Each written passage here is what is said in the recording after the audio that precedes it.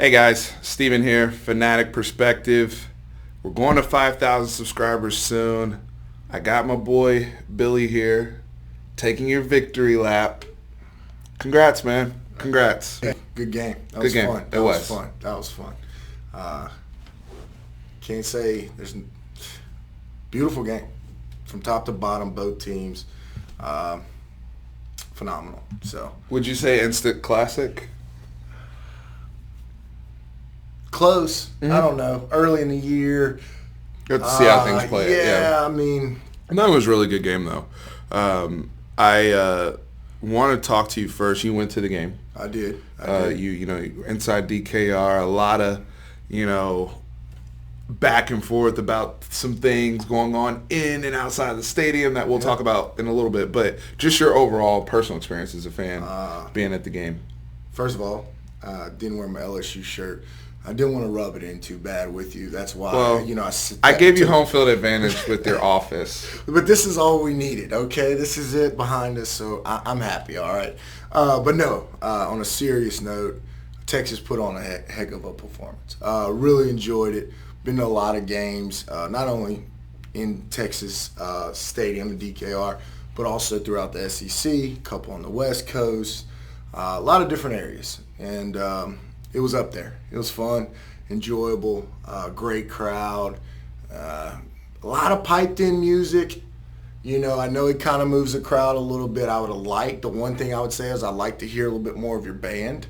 I think where I was, because I was on the east side, kind of 10-yard line to goal line in there. It was hard to hear them. Sure. But top-notch performance. The crowd was phenomenal. It was a blast. Yeah. So it's up there as one of the best road games I've ever been to for LSU. So it was good. Good times. And a phenomenal win. A lot of momentum that you guys can carry forward into SEC play. And, leaving that game with feeling confident about your offense, feeling confident about your quarterback, and the level of execution, the way they were able to just move the ball up and down the field at will was impressive to me, right? I thought, one of the things we talked about, just when we were talking about the game and whatnot was, the defenses and playing against spread offenses. And I think you had made a point just in terms of y'all's team and learning to acquiesce to the type of offense that Joe Brady is running. Well, I think that the first thing, I said it when we talked last week. You did, because you picked a high-scoring game. Yeah, we did. You had 38-30. Right. We didn't know what our offense was. We thought what they might be. We now know what they are. That's the first thing we learned from that, speaking on the offense. Sure. Second thing is, as far as defense, we're learning, we're acclimating to the new spread system, that we're running. So things are a little quicker. And to be honest, y'all had some big drives. We tried to contain y'all, contain, which led to some lengthy drives and began to wear the defense down. I believe it was middle third quarter, the 16 or 18 play drive.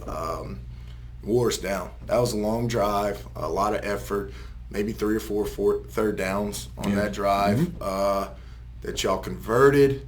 And that's where it started to wear us down a little bit. And then we're striking quickly, and then y'all are coming back and striking quickly. And so there's no time for anybody to really rest.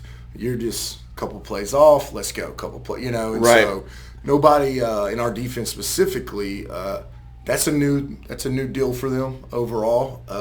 I thought it was a good learning curve and learning experience against as we already knew. Well, Ellinger, he was still, I believe as well, trying to take the next step as well, in my opinion. And he did. He threw for over 400 yards against an elite secondary. I thought Jacoby Stevens played well. I thought, Fulton obviously, had his struggles. Mm-hmm. Derek Stingley, outstanding, right? And that was the guy, that was the first point, because there was a lot of points where I told you guys I was wrong.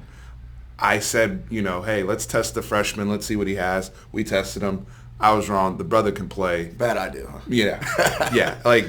He can play. And I knew he could play. It's not a question of his talent. It's just a question of big game. Was it's he his ready? second college Was he game. ready? Is he ready, right? Yeah. And he most certainly was, especially considering the wide receivers we have, right? Absolutely. Specifically Colin Johnson and challenging a 6'6" guy, and being physical with him, right?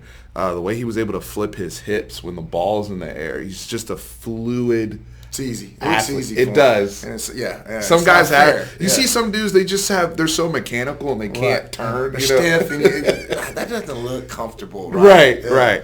Balls in the air. He's automatically in position, right? So across the board, Grant Delpit had his moments. Across the board, to see Sam pick it up throughout the game, figure things out, have to stay in the pocket. To your point, they played a lot of contain, not letting him outside of the pocket too much, unless there was particular play design. Right. But Sam had to progress throughout the game to throw the ball from the pocket. He missed some throws early in the game, Yep. where he did miss some opportunities. But, the second half he found his rhythm. And once he found his rhythm, and like you said, once both offenses, now it's a duel. They just now started rolling. they started rolling, and it was fun football to watch. Even whether you're an LSU fan, Texas fan, or a college football fan in general, right? So what I know you did a good job. You were actually one of the few LSU fans that I thought had a good understanding of how the spread can affect your defense, and I think that was a big proponent of why you had both teams in the 30s in your pregame prediction. So you nailed that. What surprised you, or what kind of threw you off and didn't go necessarily the way you thought it was going to go in the game? Well, the one thing that I thought going into the game, why I thought I went with the high score, we got two quarterbacks that are fighters. All right, they're tough as nails, and they're going to fight, and they're not going to give up, and they're going to keep battling and battling. And so it was like, oh, you did that? Well, I got to answer you. Okay. Right. Oh, you did that? Okay, well, I got to answer you. And that's where we were. And I've seen both these guys a lot, and that's just how they play football. And they had the tools around them, because you got to have that too. They both have elite weapons Exactly. around them. Absolutely. Absolutely. They took it, and they were rolling. As far as things that I was a little surprised by, I thought Fulton didn't play his best game, the cornerback position. I thought Delpit came in on your receiver a couple times, trying to make big hits instead of making the tackle. Right. He missed one, and one he got run over. Yeah. Mm-hmm. And so things that I saw that I hope we learn from, because we have a lot, some more battles coming down to say, hey, look, at the end of the day, the 1 yard gain is much better than the 12, because we don't need to really knock the guy out in the third quarter when we're already tired. So just things like that I was disappointed in, because Delpit struggled for about 2 possessions in a row with his tackling and his coverage, and he fought back towards the end of the game. Christian Fulton, he jumped some routes early. I said, oh, that's a pick. The ball was over his head. He jumped it too quick, and then once he got that, I guess, negative energy going on him, you started to see trouble. Yeah. the pass interference. Yeah, it was started trouble. getting grabby. Yeah, and so it was a tough day for him. And it's funny because he was matched up with Colin Johnson, who I also thought had some moments. Upon the rewatch, I was really hard on Colin Johnson after the game. Upon the rewatch, he had his moments, but it's like both of them struggled in different ways against different players. Yeah, it's interesting.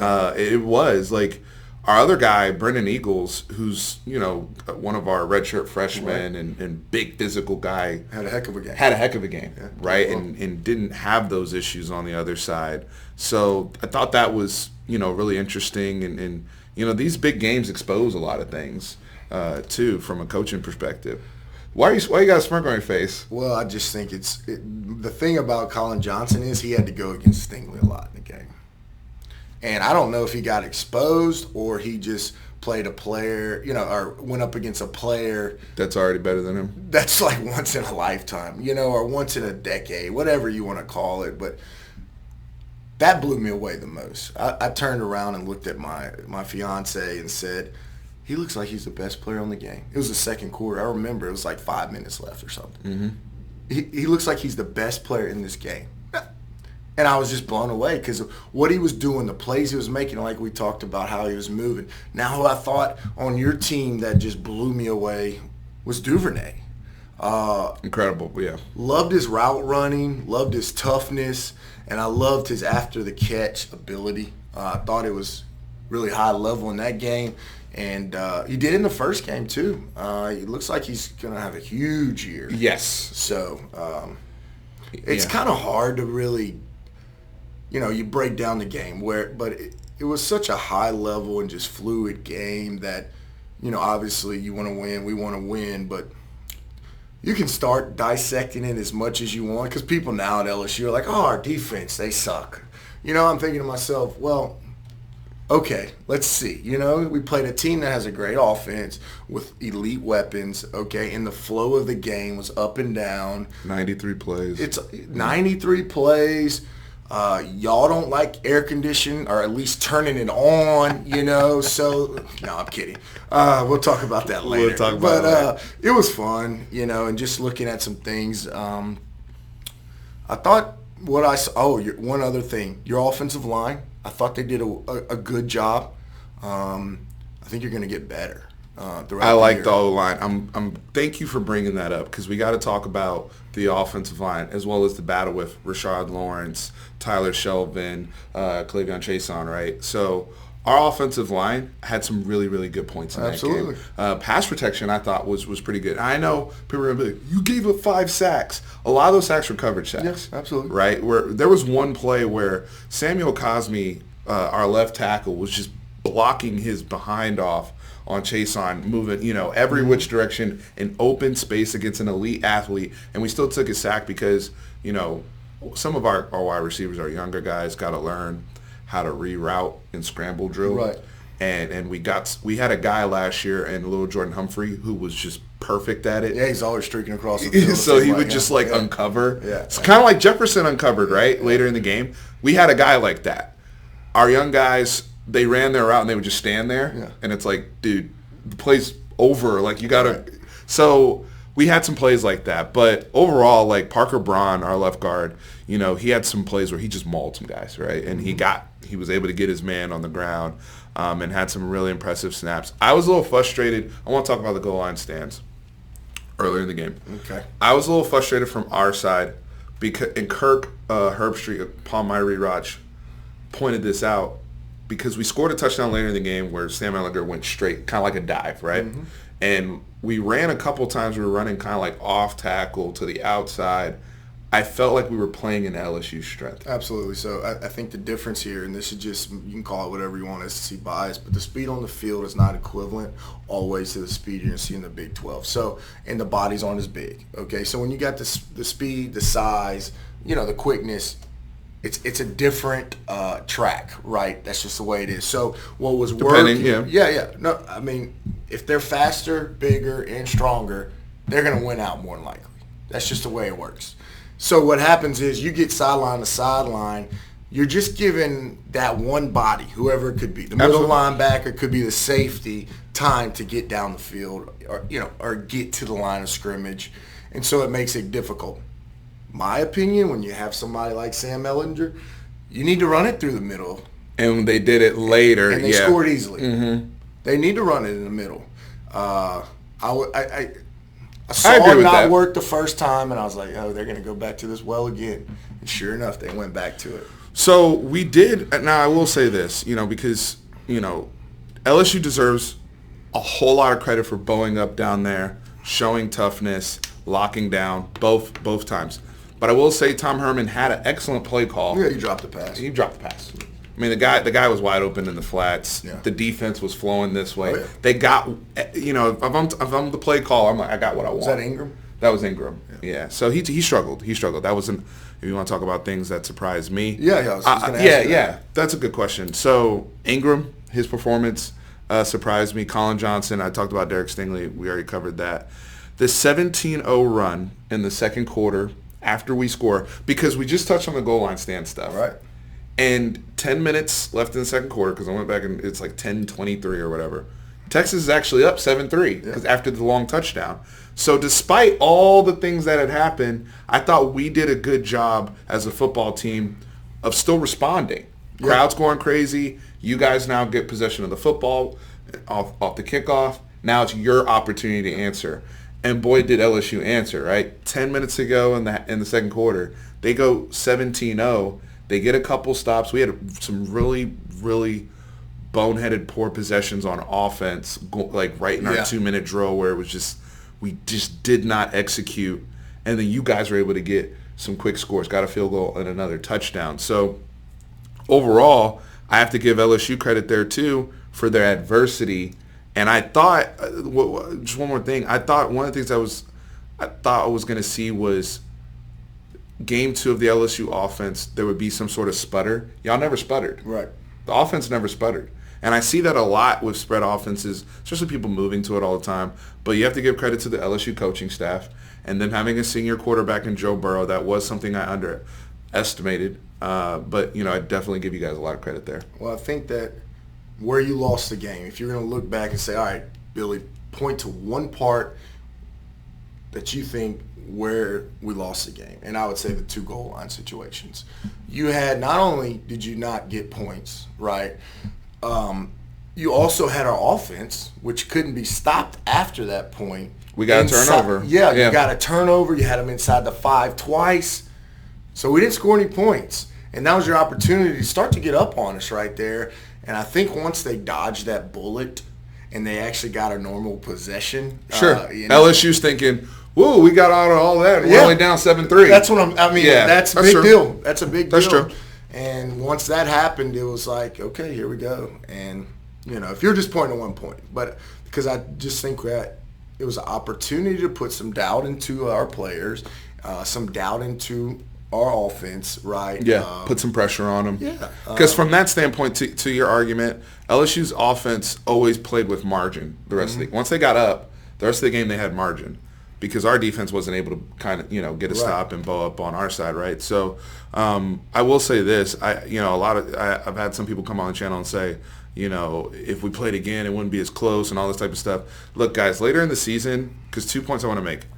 Our young guys, especially those corners, will get better throughout the season. This is going to be a tremendous learning experience for them, a tremendous opportunity for them to grow, understand the importance of having good technique, because there were some plays where they were there and they just lost a jump ball or weren't in great position like a Stingley was. Sometimes they were on the hip just like Stingley was, but he has better technique and can finish the play. Some of our guys like Jalen Green, right, like on Chase just high points the football over him, right? It's tough. It's tough, right? So he was working hard. I mean, as much as he was getting beat, I will say he worked hard. You never saw, like, as much as, the adversity he was dealing with, because I was watching, his head was always up. He was on to the next play, and that, to me, looks like that's a foundation that's going to be something really nice to build on. Absolutely. Yeah, come week 10 or middle of the Big 12 season, I think some of these brothers are going to be playing with a lot more confidence. The other thing I will say from y'all's standpoint is, the advantage of no one's ever seen Joe Brady call plays. Right. We don't know his tendencies. Mm-hmm. There's not a book on him. And this is something I did not even consider until somebody else brought this up to me, was for a while. And as a Cowboys fan, Kellen Moore being the new play caller, we don't know what he likes to do. Or, whereas Joe Brady attacking a Todd Orlando defense, he knows exactly, he has a better idea of what Todd Orlando likes to do, how blitz heavy he is. Right. You live by the blitz. We died by the blitz. Mm-hmm. We almost got there. Guys, on the rewatch, we've been talking a lot about the 3rd and 17 play. We haven't talked about this. What's your opinion of the blitz call? What would you have done if you were the defensive coordinator in that situation? I want to give credit to Joe Burrow. For those of you who think that I've just completely disregarded him, he made a hell of a play, hell of a throw. They all picked up. First of all, going back to next time, if we were to play them later in the year, or y'all would beat us, or those are all hypotheticals, and this is real life. So we talk real life. So all those people, I can respect that. Yeah, right? That's all hypotheticals and BS. Don't waste your time on that. Okay, that means nothing. We already played. That game's over. It was awesome. We'll see you next year. Okay, we got a lot of fights on our hand coming up, as well as you. Okay, so going back to the play. 3rd and 17, first of all, because that's important. Okay, it's 6v6. All right, we got 5 linemen. We got the running back, 22 in there blocking. They all pick up. okay? But the pocket begins to collapse because it's just the way time's coming.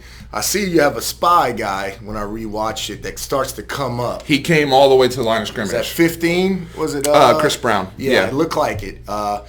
And as Joe's stepping up, he kind of does a little, I don't know, side, left-footed. I mean, just... Yeah, his feet weren't set. It's kind of like a... Leaped in the air almost and threw it. And, I mean, you know, sometimes people make plays that defenses, no matter what, can't defend. My thing is this, though. I don't want 7 people at the line of scrimmage on a 3rd and 17. There were 4... When I paused the film... There are 7 people. No, absolutely. Like Jeffrey McCulloch is basically around his waist, and I get it, guys. We did get contact and get a hit on the quarterback, but there was 4 people. I don't know how. What y'all have? What 4 or 5 guys out and running routes? So 4. Yeah, there was another one wide open. Yeah, so there's guys just one-on-one. Yeah. My whole thing is I would have rather in that situation played some type of shell, rush 3 or 4. And given up all of the a lot of space underneath and try to make it a tackling drill. Because at that point in the game, you guys were up 6.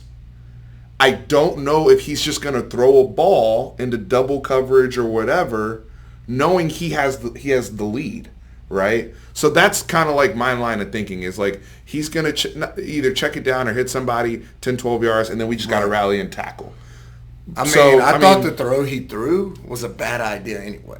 Okay, if you think about it, you're up 6, you're jumping in midair, you're throwing, you know, it's kind of a duck, you know. But he's also trying to end the game because he knows if he gets the first down. I mean, it was a marvelous play. I mean, but real time. Yeah, real time. Like, yeah.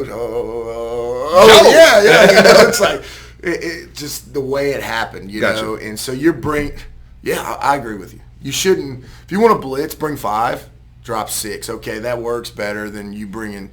At the time of the throw, 7 at the line of scrimmage, and now you're looking at, you know, one-on-one coverage with guys that's been killing you all night long. Yeah, I agree. Yeah, it's damned if you, because, you know, people are like, well, he shredded us when we didn't blitz. No, absolutely. But, you know, and it's just situationally, the chances of you taking a risk in the middle of the game change when you're up and you're trying to close a game. So that you know, it's just I think you could have rushed 4 as your down lineman and blitz 1. I mean, that's still blitzing. You don't have to bring the house to consider it a blitz. And I think Orlando can get in his way at times with that. He wants to bring the house. And everyone. And they're like, oh, we blitz a lot. Well, you can blitz a lot of different ways. Right. Mm-hmm. But I mean, you kind of look at it. The play call might have actually been the right call for y'all as well. It was just a better play. It was just a better play.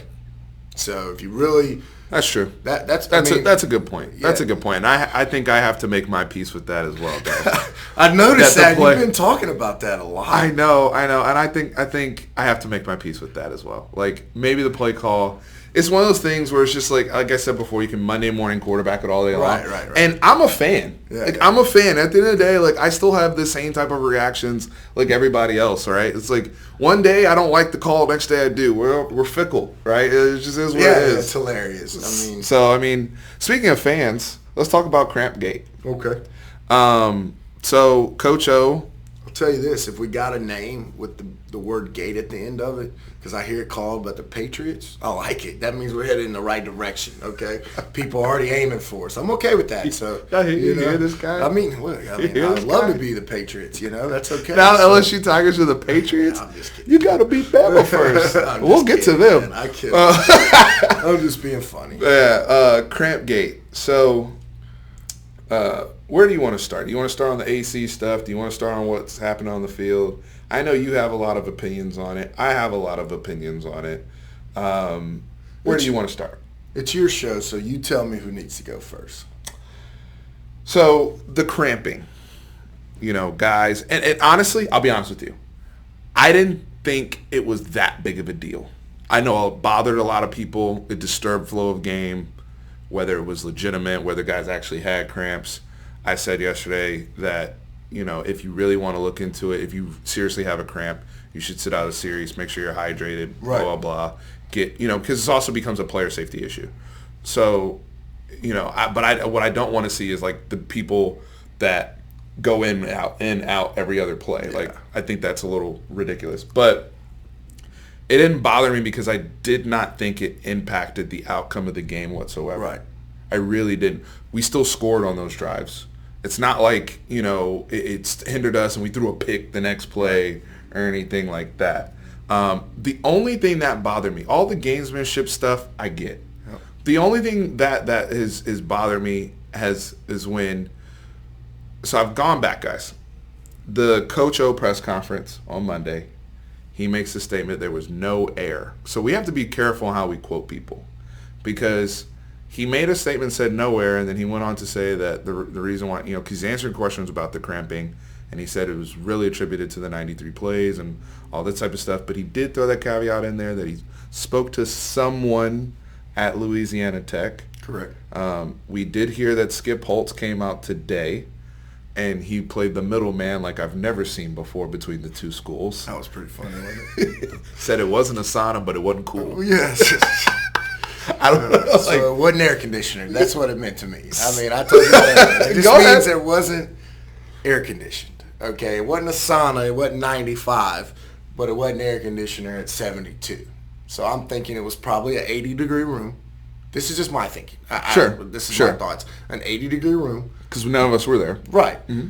And so you bring some fan, you get airflow. It's not terrible. Right. You're outside in 90s. So, it's still right. So if the fans are there, it's an 80-degree room, then what are we talking about here? Yeah, I mean, you know where I stand with that. Yeah, so. But here's the other thing. I think people took one comment that he made, specifically LSU fans, and took it to this whole, he's trying to hurt the player. I'm saying Texas is trying to hurt the players, and people could have got hurt, and these were ungodly conditions that we were in. And oh my goodness, how could they? No wonder we gave up 530 yards. We couldn't breathe. We couldn't get water. Like, I feel like people took that one comment he made and reached, right? Because if we really go back and look at the comment that he made, it actually in context isn't even that bad. And I even blew it out a little bit earlier because all I heard earlier at work was Coach O said that they didn't have air conditioning. And I'm like, well, why didn't you call Texas? Why didn't you call the athletic director? It's almost like he said it in passing, but everybody grabbed it and were like, wait a minute. This is what the problem is. And he really just said it in passing as he's going to the next point of really what his point was. The 93 they plays. ran 90-plus plays. That's the point. And the other point he made was about the IVs. Right. They did not. They decided at halftime that they didn't need them. So, it's a man who's played some sports in his life. That's on you as a player as well, and I can promise you that's not going to happen again. I could tell you that. Because he said, I'm glad you brought that up because he said before. I thought it was funny. Press conference last week, he was talking about the humidity, and he was concerned about it. Caught my attention because I'm like, y'all from Louisiana, like, why is he talking about like? And so I'm starting to understand that. I think he sent something beforehand, whether it was the style of play like you mentioned, or just the conditions as they would be in Austin. Is it feasible that he could have contacted someone at Louisiana Tech and asked them about the conditions, just happening to ask them? Sure, I think that is plausible. Again, having now heard the full quote in context matters in 2019. Yeah, it really is different. But it's like, why are we making this reach that, Texas was doing nefarious things to the level. I think Texas was doing gamesmanship. We do gamesmanship with the band and all that. I will give you that. The Joe Burrow jersey on the cannon, I loved it. And you know what? Him waving to the crowd, I loved it because he earned that moment. It's fair. Yeah. We talked trash. He backed it up. Yeah. He talked trash. Yep. That's how it works. Absolutely. So I don't have a problem with that. But because we lost a brother on Maryland to heat stroke, man. Mm-hmm. So when you go, guys that are coming on this channel talking about, we were doing this intentionally and trying to put them in 120 degrees. If Tyler Shelvin passed out from heat stroke, we could be sued. Absolutely. That's a very serious accusation. Yeah. And I think from this situation, if there's any truth to it, or whatever the truth is, because I don't think that anybody's really going to tell the truth. Because from what I heard from Coach O is he's not an excuse maker. He was just saying in passing that, hey, look, it was warm in there, okay? And then he's moving straight to what he thought the problem was, is that we're on the field 93 plays, okay? And that the boys didn't want to take their IVs. And so that's how I read it. And so for me, it is gamesmanship, 100%, okay? And so however it worked, it dropped our boys, you know, whether they were also using gamesmanship, whether, you know, to fall down, and where they were not having cramps, or whether they were. So it all, you know, y'all shooting cannon through Joe Burrow's jersey, old Matthew McConaughey, you know, dropping F-bombs in the middle of the broadcast. I mean, get it together, Texas.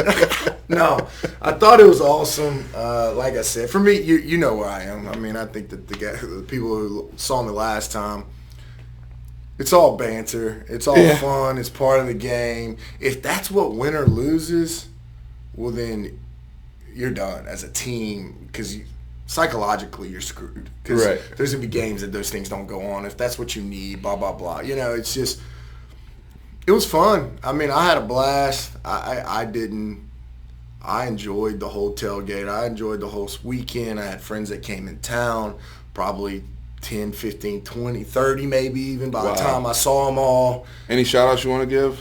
Well, not really. Joe Burrow, I do want to give him a shout-out. I'll tell you that right now. Because that was man,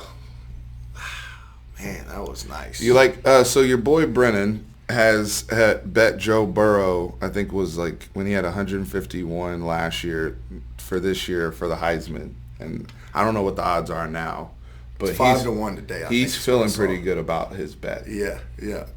So. Well, I mean, you see some in practice, and I was reading a little insert about the first time, just to kind of give some insight on what happened when Joe Brady showed up to compare to where we were. And Ensminger was like, you know, this is our new, you know, passing game coordinator, Joe Brady. And Burrow was kind of like, who's this guy or whatever. And he said the first thing he gave him was just like, all right, if this is the coverage you're in, this is a pass. And they were talking ball from the jump. And Joe Burrow was just like, wow, this is going to be good. This is going to be good. It's going to work out for us. This is what we needed, you know. And so still a lot to be proven. As happy Absolutely. It's week 2. Yeah. I mean, as happy as I am. It's week 2. And talking trash and having fun about the, you know, cramp gate, and just we got a long way to go, you know. And so that's where I want to end, man. Where does this end up? Because I'm probably going to have you back on for LSU and Bama. We can introduce them to Tyler. We should. That way you guys can you know, because that's going to be a great conversation. But where does this end? Like, do you come out, you know, very tough at SEC West, but a very winnable SEC West. Right. You know, I don't think Auburn's better than you. I don't. Okay. I don't think. I mean, you look at the freshmen or linebackers that Alabama has. Alabama's really not going to get tested until Texas A&M on October 12th, I believe. Mm-hmm. And then it's really you. Like, you know, A&M, they're dropping. You know, they just lost their running back Corbin. Yeah. I don't know what mash unit they'll have by the time. The problem with A&M is they have to play, I think. They have South Carolina at home. They have to go to Georgia and then to LSU to close out the year. It's a lot. Yeah, it's a gauntlet at the end. Yeah. So we'll see. I mean, we'll see on that front. But just to kind of, I like where we're at. I told you that last week. I like this team. I like where we're at. I did see one change in our defense late in the game. We moved Divinity back to the DN spot. I did see Divinity rushing. That's going to change. I don't know why that ever changed. He was rushing a lot, yeah. At the end of the game, the fourth quarter, if you can go Divinity and Chesson on the ends with the big boys in the middle, that's trouble, okay? And I don't know why we changed that. They saw something, obviously, and so I saw that towards the end of the game. We did that. We moved Queen in. They were trying to use Patrick Queen a lot as a spy, too, for Sam. He's a little quicker. Mm-hmm. And so I did see that adjustment.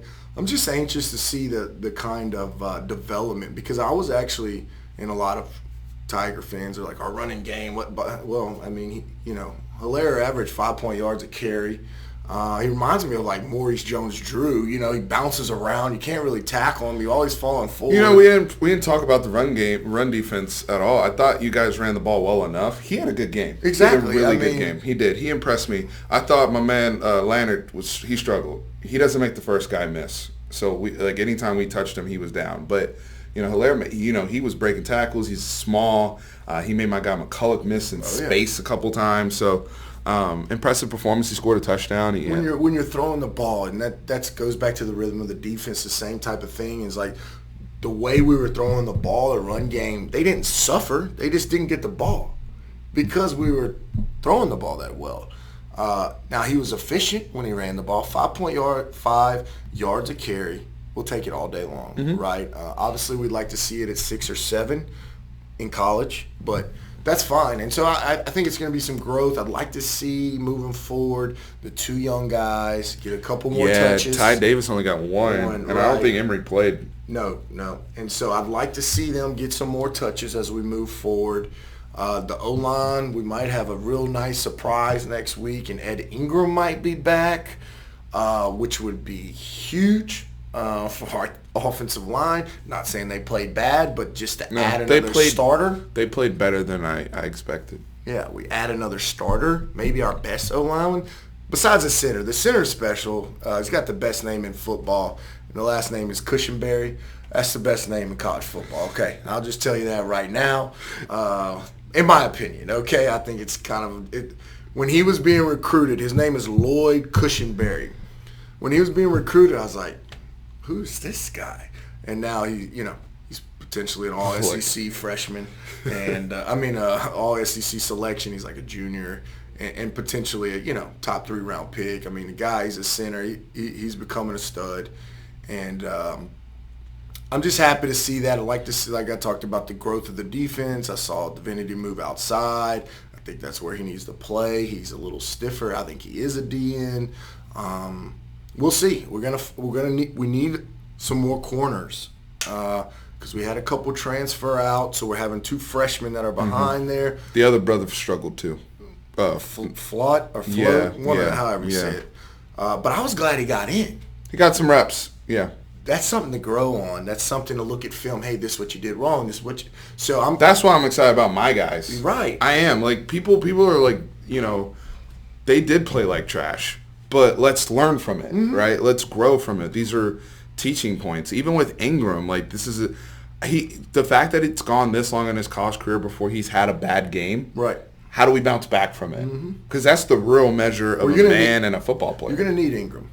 Absolutely. Moving forward. You're going to need that. Man, I'll tell you what, is that the linebacker or is that That's the quarterback, Roshan Johnson. Well, he's going to be your starting running back. You think so? From what I saw, I'm not giving up. He has a lot of talent, and I didn't even know. I was asking, all right, like who? I knew that one of them was back there. I don't know that much about but I was like, all right, is this the quarterback or is this the linebacker? I just thought he fit the part. Hey, he looked good. Confirms a lot of what you guys said. A lot of people hit me up and said, we want to see Roshan Johnson as our starting tailback. Billy feels that way. He looked the part. I think Ingram, they're both good players, but and we need just them what both. I was looking at, the guy fits the part and he should get touches. Oh, absolutely. No, he should definitely get touches. I'm no longer in the spell mode with him. I think it's more of a shared thing. I will say this, as much as he can handle. Because I do care about player development and all that type of stuff. I thought his runs were tougher than Ingram's. Yes. Okay. I thought him in pass protection, he did a really good job considering. He's still learning how to do it. Yeah, and so I was impressed with him. I liked his ability. I liked his cutting, his explosiveness. I thought it's a natural fit, and he might end up being your starting running back. All right, we'll see. That's my thoughts. I don't know. So, man, pleasure. Yeah, thanks, dude. I mean, you guys have a hell of a team. Best of luck, best of health.